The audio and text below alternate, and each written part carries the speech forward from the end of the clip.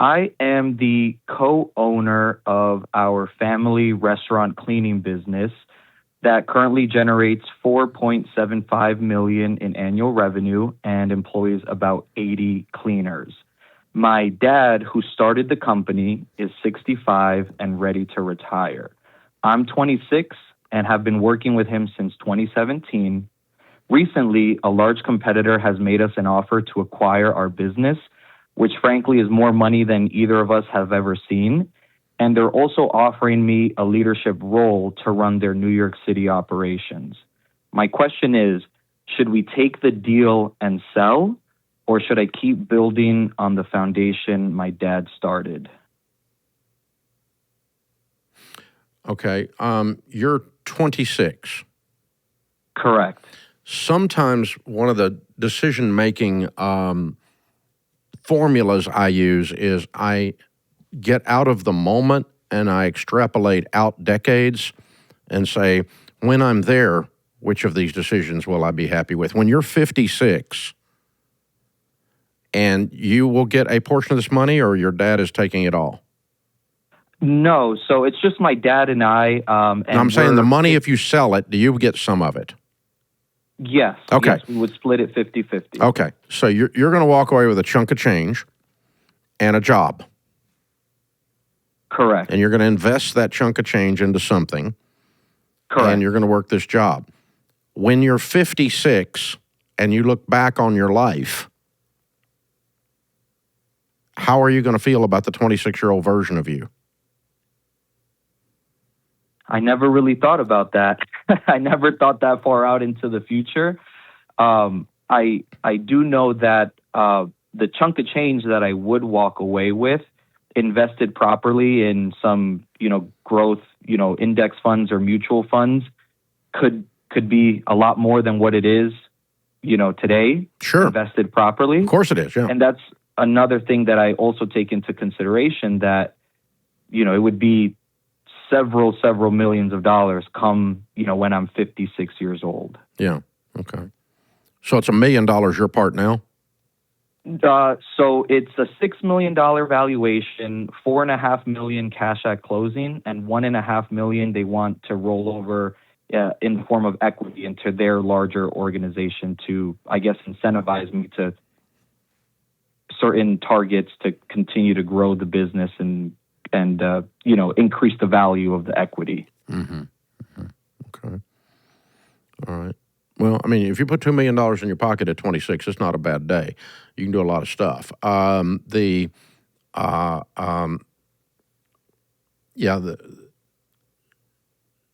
I just want you to think, 10 years from now, at 36, you're going to be working for these people, or you will have moved on. Correct. Yeah. I've had lunch and breakfast and dinner with the founder of this larger organization on multiple occasions over the last several months, just because we've known each other for about 2 years or so. And their end goal is essentially acquiring all of these smaller competitors, bundle it up, get to a certain valuation, and then sell it to some private equity firm or a very large competitor. So their ultimate goal is to just increase the value and then sell it in 5 to 10 years. Okay. So, yeah, then at 36, you probably won't be working there. Probably not. Okay. I just want you to think about it in that lens rather than, woohoo, I hit the lottery. Right. In the moment. And because I think you probably are selling this. I don't hear anything here that sounds like red flag, dumb. I don't hear any of that, okay? But you will have fewer regrets if you think about the long-term implications, not just the moment. Mm-hmm. And if you've kind of played through what's the worst case scenarios, the worst case scenario is they screw this up and they go broke 2 years from now, and you walked away with a couple $1 million. And now you got a new career ahead of you. That's your worst case, right? Right. Your other worst case would be you work there till you're 60 and hated every minute of it. which means you Right. needed to leave, right? So we don't want to do that. So those are the kinds of things I try to think about. What are the downsides? What are the downsides? What are the downsides extended out into decades? And if I can handle those versus the obvious upside, which is the moment we're in, then yeah, that's probably a go. I will tell you this, and I don't think this applies to you, okay? But I'm going to say it for the listener that's out there on this subject of selling your business. Right. I have known, I'm trying to think, 10 people that got hundreds of millions of dollars for selling their business.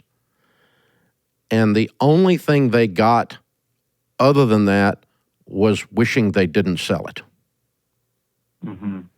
The money got their attention, but I sat with a guy who got $400 million with tears run down his face going, "That's the dumbest thing I ever did.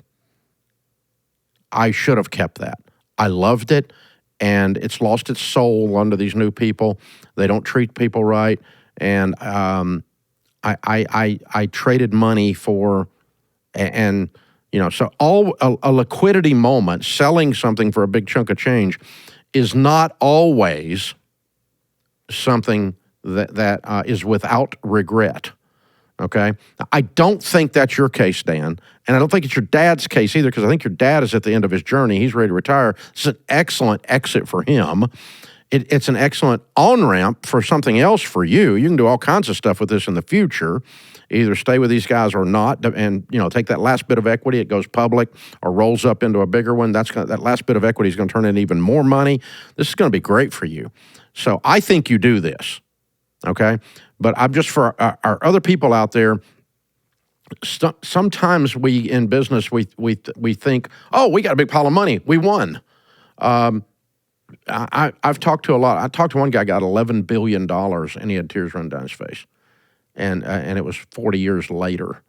And he's just like, I hate it. And he still talked about the transaction in a negative, sentences about the people involved and everything else. It was just awful. And so it's, it's very real.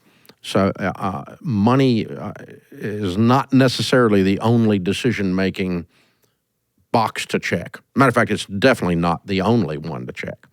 And just because you get a pile of money doesn't mean automatically we need to do it. But listening to your old story, Dan, I think if I was in your shoes, I think I'd do this deal. It sounds exciting. Good luck with it. And we appreciate you calling in. Appreciate you being with us at EntreLeadership Summit.